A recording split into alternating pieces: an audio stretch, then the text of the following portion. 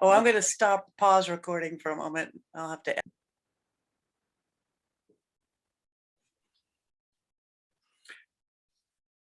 So good evening, everybody. I'm not sure who's here, but welcome. And thank you so much for coming to this webinar that we're doing. I am Kate Kuhn. I'm chair of the Peterborough Plus unit of the League of Women Voters of New Hampshire. We're serving over a dozen towns in the Monadnock region. It's really exciting to bring to you this program, a conversation between LIZ TENTARELLI, she's the president of the New Hampshire League of Women Voters, and Peterborough resident David Baum. For over 30 years, David has facilitated big conversations that create big change. His work has included conflict mediation in Northern Ireland, post-conflict entrepreneurship for women in Rwanda and Bosnia-Herzegovina, and walking meetings in the Middle East between Christian, Muslim, and Jewish leaders following the path of Abraham. Two of David's clients have won the Nobel Peace Prize. His clients have included Jane Goodall, Oprah, Life is Good, the Philadelphia Flyers, and a host of others. He has written several books and holds 2 doctorates, one in psychology and one in divinity. And at one point in David's career, he worked in a circus, which probably makes him uniquely qualified to talk about voting and why it matters so critically to us right now. David asked me to also mention that he's recovering from COVID, so cut him some slack, give him grace, but we think he's going to be fine anyway. David and Liz, we're so honored to have you both here tonight. David, now I'm going to hand it off to you. Thank you so much, Kate. And good evening, everyone, and welcome to, I hope it's going to be a very special evening. My name is David Baum. Tonight's program, so you know, will be approximately 55 minutes. I'll start with my own questions, and then I'll take questions from you. We'll do our best with the technology, and I'll do my best both asking and reading your requests, which I ask you to put in the chat. So be patient and start those questions early, which I will also try and bring forward if pertinent to where we are in the conversation. So this evening, let me introduce our esteemed guest, LIZ TENTARELLI. Liz is currently president of the League of Women Voters of New Hampshire, where she has been a member since 1997. During the legislative season in Concord, Liz is often seen at committee hearings to observe and testify in the name of the League on election law, judiciary, and public education issues. She received her master's degree from UNH in 1974 and had a career spanning over 30 years teaching high school and college students. And then, to amuse herself, spent 14 years of semi-retirement as a substitute elementary or middle school teacher. This, of course, other than the circus, is also excellent training for dealing with our current legislature. She was appointed by Governor Hassan to the Citizens Advisory Board of the New Hampshire Correctional Facility for Women in 2015 and was reappointed to that board by Governor Sununu in 2019, a topic of great interest to her. On an amusing note, when reviewing her bio a little too quickly, it says that she had been in jail or prison dozens of times. I thought, that's my kind of woman. Only be corrected that these were site visits as part of her job in the above mentioned role. I was, to be honest, kind of disappointed. Finally, it is her fondest hope to see the Equal Rights Amendment enshrined in our federal Constitution. To this day, she still wears her ERA Yes pin from the early 1970s.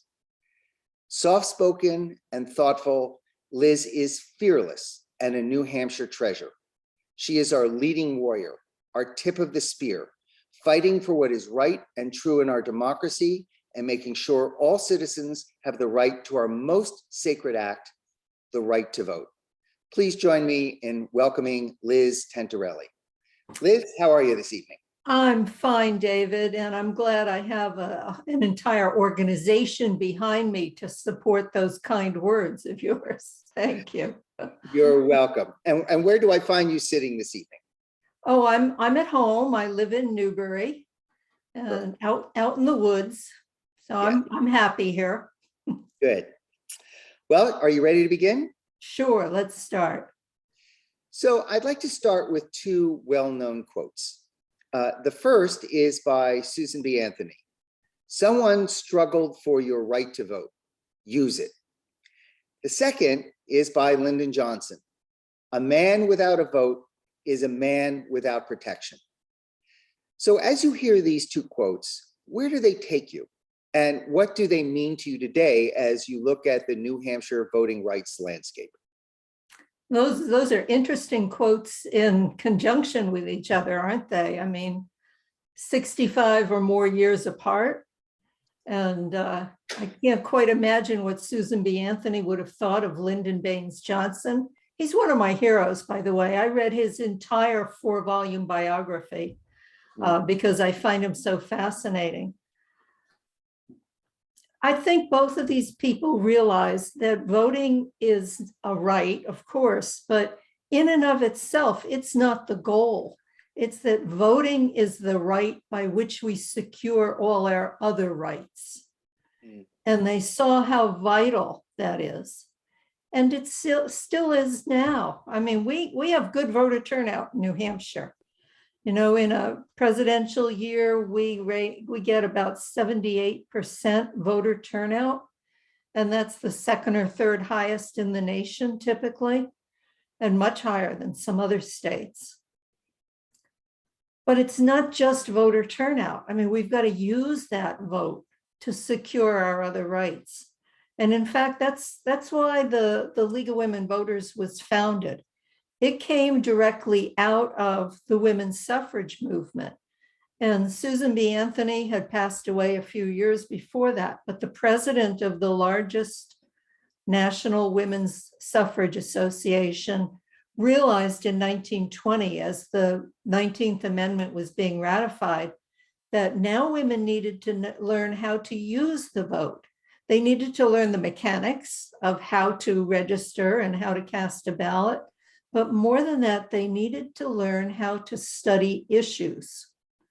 And so the League of Women Voters was set up as a nonpartisan organization to give women the skills to study the issues and use their vote in the way that made the most sense to them, that would make the world a better place for them, their families, their children, and the country.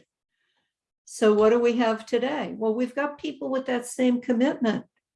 Voters want to do that, but we also have some in the legislature who have bought into the story that there's a lot of election fraud, that votes don't count because they're being cast fraudulently.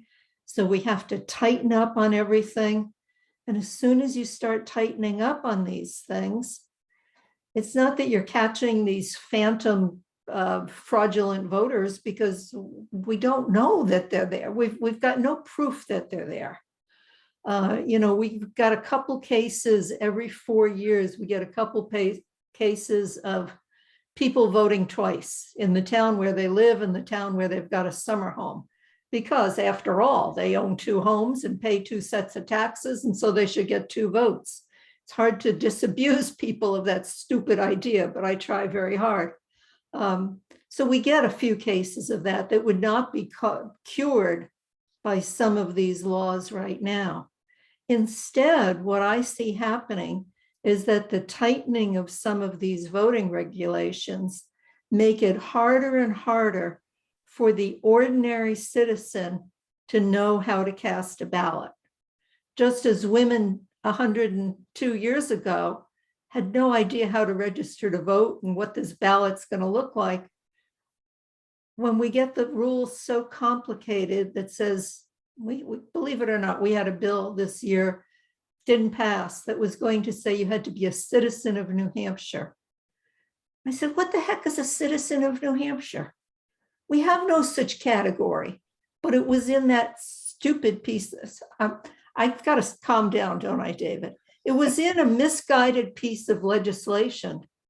And I testified rather vocally on that one.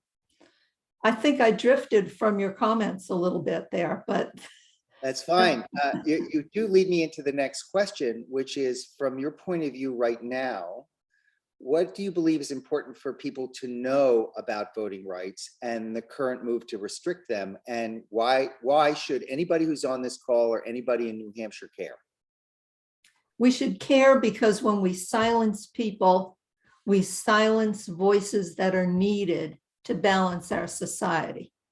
Everybody should have that voice. It is a right. And so I think we want to protect our right. You protect your right to property, your right to health, your right to schooling. You've got to protect your right to vote. And what that means right now, well, we can talk about some specific actions in a moment, but right now it means trying to talk to your own legislators, whether they're your state senator or your state representatives, and tell them when the legislation you feel is wrong is coming up and you want them to vote against it. They may or may not do what you say, but they've got to hear those voices because we have to protect these voting rights. So at the end, I promise you at the end, one of the things we're going to do is we're going to get into what can people specifically do or actually even should do. But let me sort of ask, today was a big day, if I understand, in the New Hampshire legislature. Is that correct? It was, and it was a frustrating day. So the New Hampshire legislature had some votes. So tell us today what happened and tell us why it matters. And for those that are supporting these bills, say they are just intended to make voting safer. So how do you respond to the votes that happened today, what was brought forward, and how do you respond to that position or that way that they're framing it? The people who say they're trying to make voting safer have no evidence that it's not safe. Instead, we have Secretary of State, current one, and the recently, the recent one that we had for 42 years, saying New Hampshire runs good elections. And we do. And when there are those isolated cases of people wanting to vote twice in their two towns, these laws aren't going to stop that, frankly. We have close elections, probably because we have our House of Representatives seats that represent 3,000 plus people. And sometimes those votes come out very closely. So I think the people who say we've got to protect the safety of the election, the accuracy of the election, I agree. But I cannot agree that we do that at the expense of disenfranchising people. So what we had today was Senate Bill 418, which had already passed the Senate and was in the House today. And I was at the hearing a week or so ago when that bill was amended. But what 418 originally did, and it was sponsored by one of these people who says, we've got to make sure that none of these people come up from Massachusetts and vote fraudulently to influence our elections. And I say they don't. They've got other things to do. But, you know, and he's got no proof that they're doing that. It's just the phantoms get to you. You know, it's a little bit like zombie believers, I think. You know, if you believe zombies are out there, you're going to keep looking out your window and looking for them. You may not see them, but that's just because they're hiding behind a tree and you're not seeing them. It's not that they're not there. So we've got a bill that was going to create provisional ballots. Anybody who showed up on election day without a photo ID or was not well enough known in his town to be recognized by an election official, in other words, came up without ID to vote, was going to have to fill out a provisional ballot that would be so marked. It would be identified with a code number. So if I showed up, I might be ballot number 2 in Newbury, New Hampshire, you know, and it would be marked, and somewhere there'd be a record of my name. And then I was going to have 10 days to somehow get a photo ID, get it copied, and get it back to either the town clerk or the Secretary of State. I think even the sponsor came to realize that could be an awful lot of people. If you think about it, how many times have you showed up somewhere without a piece of paperwork that you said, I meant to bring that, but I don't have it. So the bill was amended very sensibly in House election law to apply only to those people who register to vote on election day for the very first time in New Hampshire. So they're not on any New Hampshire voter rolls. They can't check the statewide database to make sure they're real people, even if they've moved from town to town. So that brings the number way, way down of people who might show up. Could be the 18-year-old who says, hey, my first election, I'm going to vote. Driver's license? Nah, I haven't passed driver's ed yet. He doesn't have that ID. So that kind of person, or the elderly woman who has now moved in with her daughter and doesn't drive, has no ID anymore. Certainly she doesn't have a passport anymore. That's long gone. These people filling out of an application to vote, a voter registration form on election day, would be required to do these provisional ballots. So that cut the numbers way down from the original bill, but it still leaves a discrepancy between the vote tally on election day, which counts those provisional ballots, and the official count 7 or 10 days later, when they see whether or not you've submitted your paperwork. And if you did not, your vote is deducted.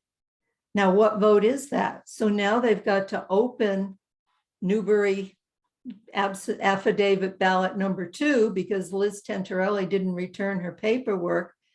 And they say, okay, Liz voted for Joe Schmo for this office, take that vote away. This is a public process. Vote counting is a public process. And now anybody who wanted to could stand there and find out exactly who I voted for, but that vote is subtracted. So not only does my vote not count, it now becomes public. I don't think people want to do that. No, it sounds actually quite crazy. Yeah, thank you. Sounds undemocratic. So let me follow on that thread and ask you, the people that brought this forward, the people that brought this bill forward, and the people that are voting for it, what do you believe, in some regards, what are they thinking? Which is, what do you believe are the intended intentions behind these changes? So there's what they're saying when they're trying to move the bill, but then there's something else which is beneath that, which is their intentions. Like, what are they intending to do with these changes? And then what do you believe will be the unintended consequences to our democracy and to people's desire to want to vote? They're never going to say this as their intention, but I think in a state that has been so solidly Republican for decades and is now moving in the other direction, there are more registered Democrats than Republicans in New Hampshire, and there are, the greatest number is the undeclared voters. So they're kind of a wild card. And so I think that most of these bills are coming from Republicans. I've got to say that right here. And I've got Republican friends, so we're fine here, but I know where these bills are coming from. And so these Republicans, I think, believe we've got to protect our own. We've got to protect our party. We have to keep those liberal college students from voting whose families may live out of state. They're going to college here. They're spending 9 months in the state. Federal government says they can vote here. We'd rather they didn't. They're also, without thinking about it, I think the effect is they're marginalizing people with disabilities who don't have IDs, for instance, who have less access to getting to the polls, but they may follow politics and they have a voice that they want to be heard. Poor people, same situation. They may not have driver's licenses, they may not have stable addresses to show where they live. They don't have a lease. They're bunking with other people. So all of these affect what you might call younger, marginalized, poorer voters, many of them Democrats, but certainly not all.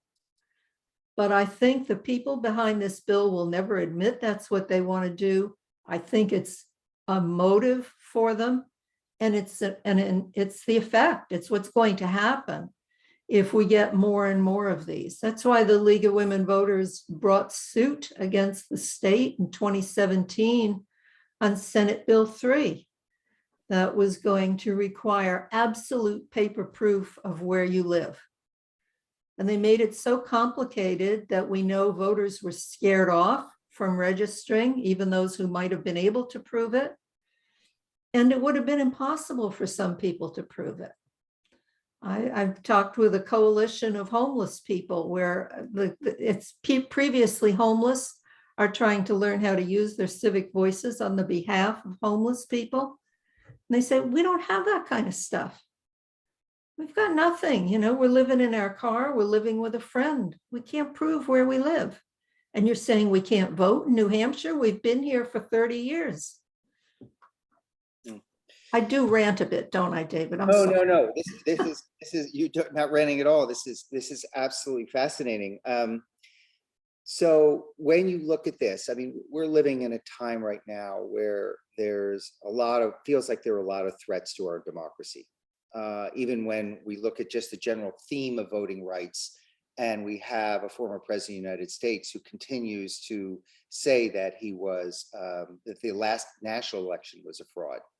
Right. So we take that, we live in New Hampshire. So when you take that, which is what that sort of that developing, growing narrative is, and I'm not even sure what the percentage of people who feel that our current president is an illegitimate president and was not elected, but I know it's a high number. And you compare it to this as a trend, speaking just from New Hampshire, how big of a threat is this really to our democracy? And what do you believe our founding fathers and mothers would say about this? Oh, well, I think our founding fathers didn't pay much attention to our founding mothers, frankly. I mean, we know it took until 1920 before they regarded women as capable of voting.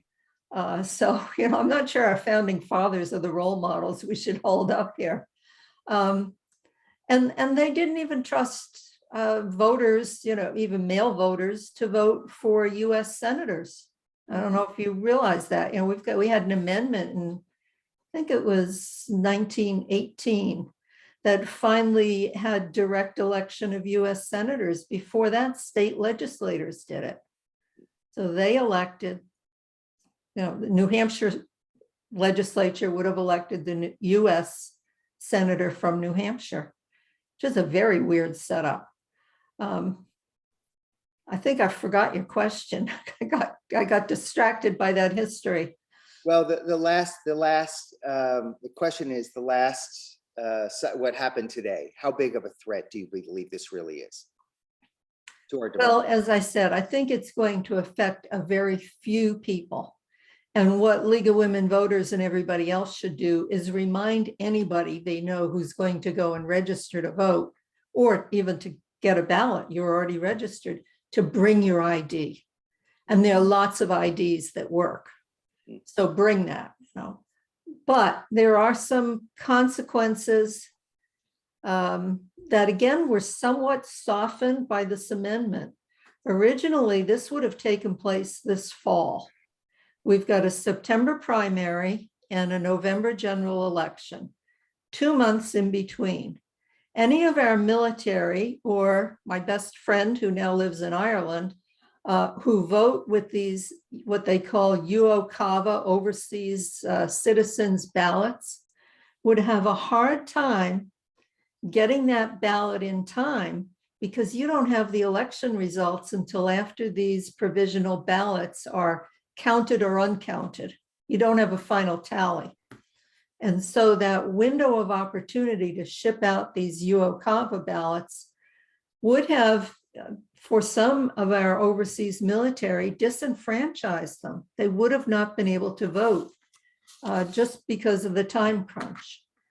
So what the amendment did was delay the implementation of this until January of 2023. So delaying it a year. That means we don't have to worry now, because there's another move in the legislature to make our state primary earlier, like June or August. Now, both of those bills seem to have failed, but the feeling is still there among the party members that they want earlier primaries. So that problem may have been fixed. But what you have to wonder about is our first in the nation primary. You know how the media wants those results in that presidential primary. The polls close at 7 or 8 o'clock, and my goodness, you better have those results at 8:05 for the candidates, for the public, and for the media.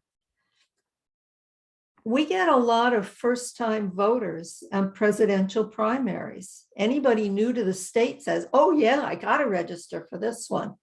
Young people get excited about it. They may not care about state rep races or local races, but they care about the presidential primary. And these are people who might well not know to bring identification. And so we might have, for a presidential primary, first in the nation, we might have rather iffy results. And I think, our economy depends on that presidential primary. Whether you like the circus that comes to town every 4 years or not, I rather enjoy the circus, but that's because that's what it is. But, whether you like it or not, it's a big boon to the New Hampshire economy. Yeah. So we're talking about ideas, and we're talking about process and legislation, but we can't ever forget that it really comes down to individuals. And so you said something really that caught my ear a little bit early, which is those first-time voters or those aged voters.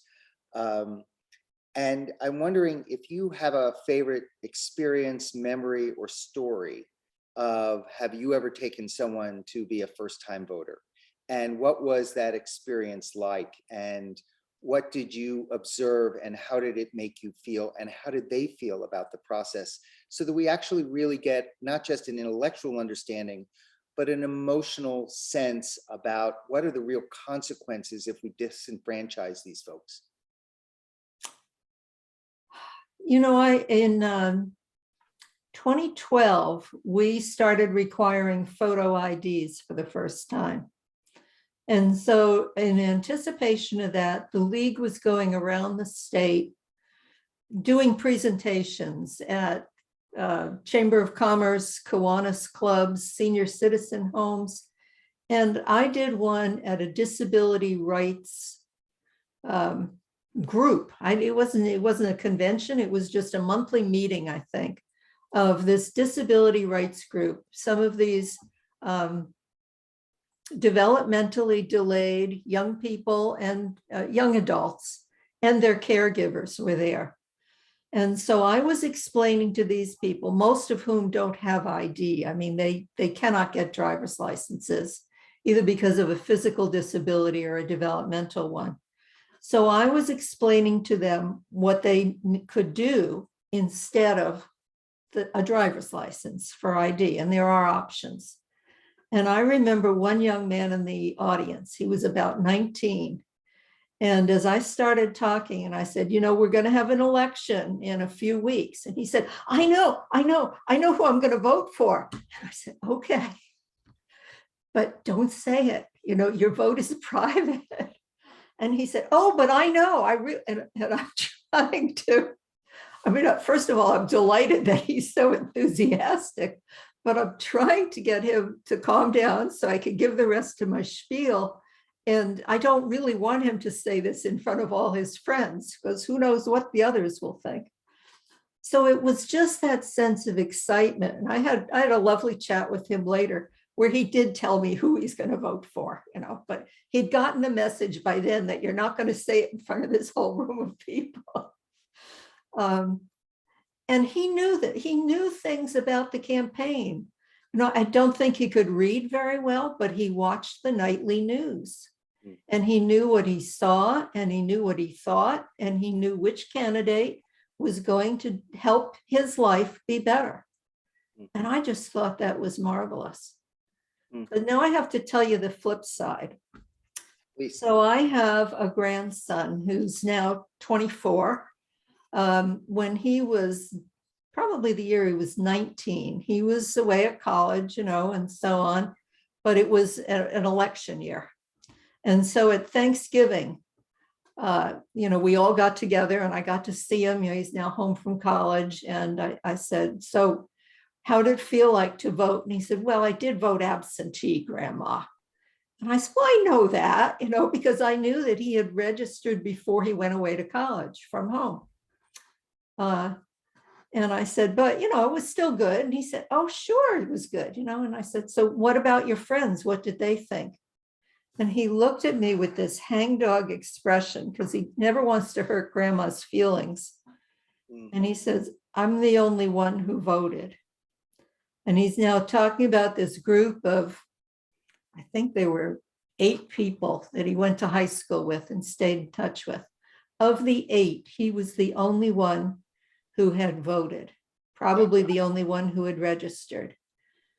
And I said, really? Why? And he said, well, they didn't think of it in time, or they didn't really follow it.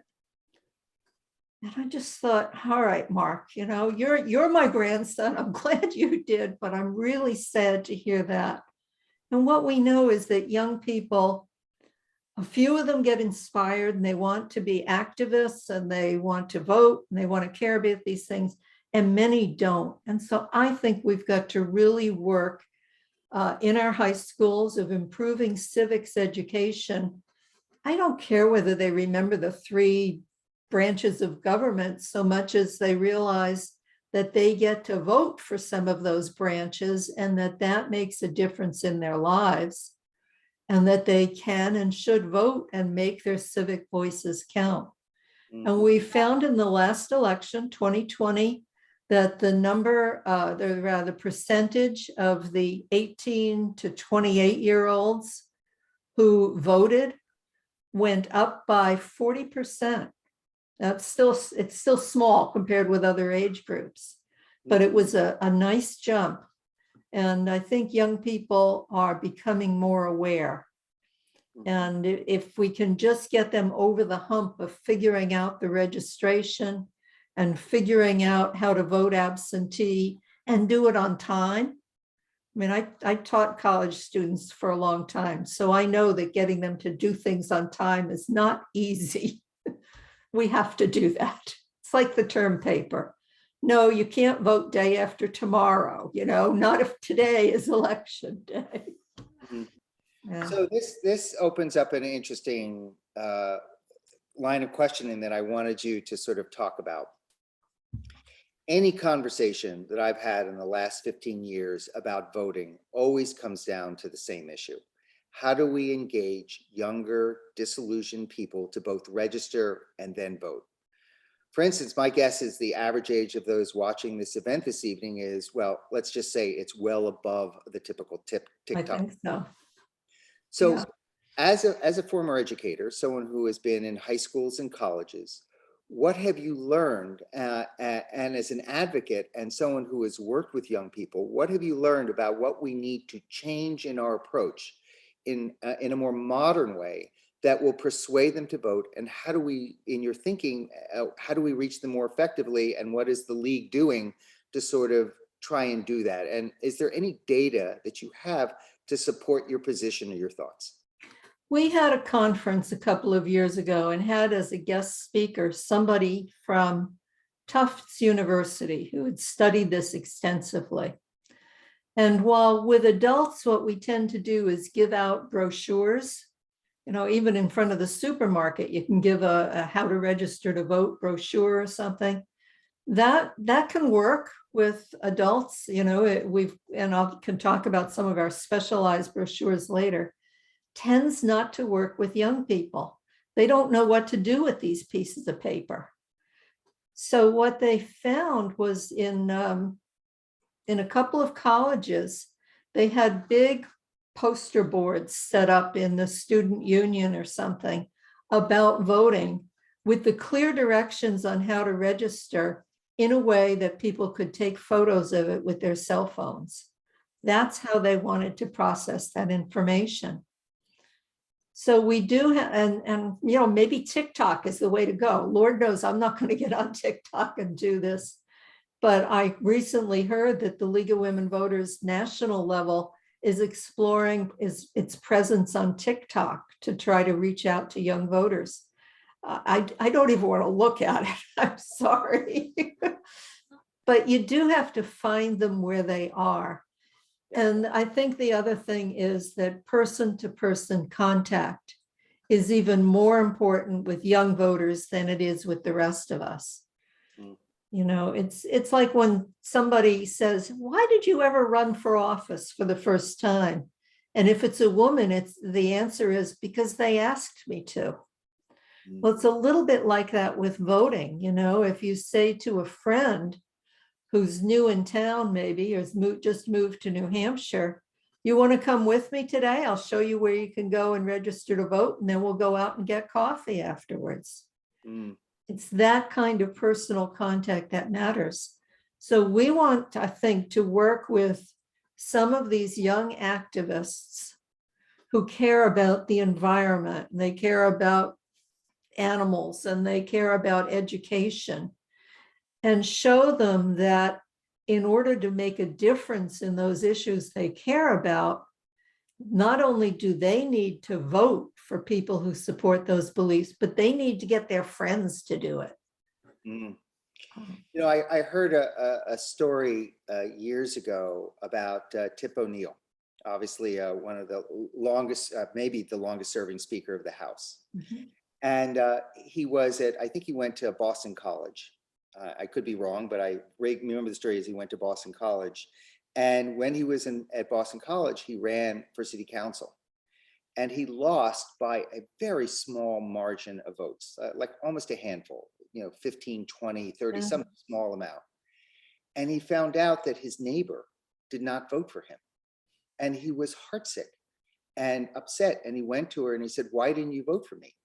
And she said, because you didn't ask. Yeah. I think it's very important what you're saying about this idea of it's both high tech, but also high touch. And in order to build, we have to do both. So does that take you anywhere, that story, or is that just a confirmation of what you're saying? I think it's a confirmation of what I'm saying. Yeah, I'm not surprised. People need to be asked personally. Yes. Yeah. Have you ever missed a vote? Have you ever not voted? Yeah, I'm going to tell you an embarrassing story. Oh, we like those. Go ahead. Yeah. So this would have been in 1968 presidential election. And I was, you know, a young married working person. And my husband and I came home from work and said, we'll go vote together. And we went to the polling place and something had happened. And I never did find out what. But the line was not moving and it was getting dark and we were getting hungry and we'd had a long day at work. And I wasn't really into state politics at that point. I was new to New Hampshire, but I was going to vote for the president. And I looked at my husband and I said, our votes are going to cancel each other out, aren't they? For many years, we were in opposite parties. And he said, yes. And I said, so why are we standing here shivering in the cold and hungry if we know our votes are going to cancel each other out? He said, let's go. We did. Isn't that terrible? Well, let me just ask you, what is I'm surprised I did this in public. I've told people this story, but not in public. Okay, I'm sure no one's ever going to see this. So let me just ask. Okay. What would the Liz of today say to the Liz then, as you're looking backward? If you were in conversation about that one mixed vote, what would you say to her? I would say, you know, there are other people besides the president on this ballot, and you may not know all of them, And if you don't have to vote for them. But you've heard of the governor candidates. You must have views of that. And maybe your state rep. Vote for the ones that you feel you have some information about. Don't worry about the party. Look for the people who represent values that you care about. And suck it up, Liz, because you'll get home. There'll be dinner. This isn't going to take forever. Cast your vote. People worked hard to give you that vote, to give you that right. And don't leave now. So thank you for that. We have a question from Stephanie, and she would like to know, does the League have programs where volunteers can help disenfranchised citizens to be able to register and or vote? The problem in New Hampshire is that we cannot do third-party registrations. In some states, in fact, in most states, the League will train its members and anybody else who wants to help to go and set up a table outside Walmart and give out voter registration forms and even collect them and get them to the town clerks and all of that. We're not allowed to do that in New Hampshire. We cannot even get a sample voter registration form, technically. So instead, we try to work with organizations. Like if people want to say, what can I do? I say, do you have contacts with your high school? See if you can go to your high school. We can give you some brochures that you can give to the civics teachers maybe, or somebody to give out to the seniors to get them to register. We've got a young woman in Hollis right now who's trying to get a voter registration drive on site in Hollis Brookline High School. She wants to get the supervisor of the checklist from those two towns, her principals supporting her. So this may happen. And what'll they get? Maybe a dozen. I'm not sure how big that high school is, but they'll get some 18-year-olds who register right now.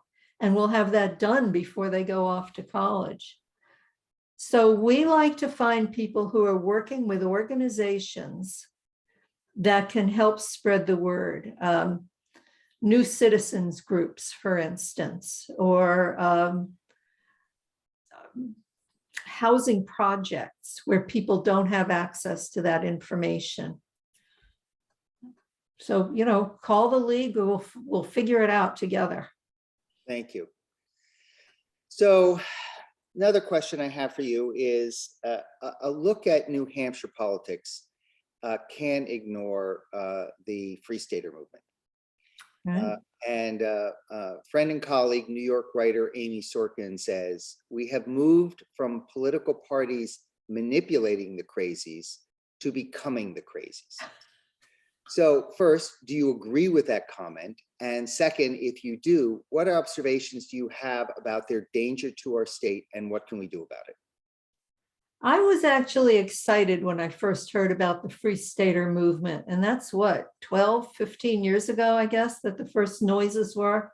And I said, that's going to bring a fresh vitality to the state, a different way of looking at government. That's not what has worked out. Most of the Free Staters are running as members of either the Republican or, I know of some cases, as the Democrat Party, without reflecting the values of either party. So my Republican state rep, who's also my friend and neighbor, says, I don't have anything in common with those people who are Republicans. He votes very differently from them. I moderated a candidate forum up in the town of Grafton, which is one of the hotbeds of the Free State movement. This was about 5 years ago. And I was asked to moderate there. My friend Nancy, my colleague, went along with me. You know, we were all set to do this. And we were expecting fireworks. So we called the police chief ahead of time and said, can you make sure there's police presence in case things turn nasty at the forum? And he said, no, I can't. I'm the only police officer and my leg is broken. So we got, yeah, I know. Well, they didn't like to have a lot of police in their town anyway. So we had on Nancy's phone, we had the state police on speed dial, and we'd alerted them earlier that we might be calling them. Well, it all worked out fine, but in that election, there were 2 state rep seats at stake. So there were 4 candidates, 2 Republicans, 2 Democrats, and of them, 3 of them were free staters. Which ones? Well, you start getting a sense of it during the forum when they answered questions. But I really want people to think about who they're voting for and not just vote by the party designation, because it's not meaning what it did at one time. And particularly for the Republican Party, we've got people in there who are no more Republicans than, Santa Claus is. They have extreme positions, and yet they claim to be Republicans. Mm. And this is dangerous because people are voting them in. They're now about, I've heard the number is 45 people in what's called the Liberty Caucus. Not all of them are free staters. Some are avowed libertarians, and some are just a little bit unusual in their views. They wield a surprising amount of power in the legislature. And I don't think their constituents realize what their real values are or which bills they're sponsoring. They're sponsoring some extremist bills. So you really need to do a bit of research about who you're voting for. And these party labels aren't going to help very much for much longer. And they're not helping now for Republicans. And I'm not sure they're going to help for Democrats in the long run either.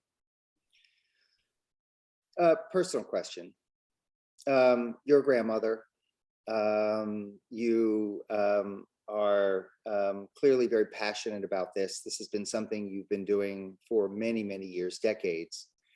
When we've talked offline on this, you talk about the lack of hope that you sometimes feel, the frustration you have on where this is going, the threat to our democracy. And yet every morning you get up and you go to war on this. You go to fight the good fight. Why do you do this? What is it that gets you up in the bed every morning to do this? Because it's a thing you're taking on in a big way, and I do really believe you are a treasure for us. But what is it that really motivates you to do this day in and day out when so many people don't? Well, first of all, I have the time. I'm retired. So what do you do to justify your existence? I'm not sitting around eating bonbons and reading mystery books. But more than that, my parents came from Switzerland and Germany. So I'm the first generation American. And they came here as young adults separately. They met in this country during the Great Depression. So I'm a child of 2 people who came to this country with very limited education. My mother went through 8th grade. My father finished high school.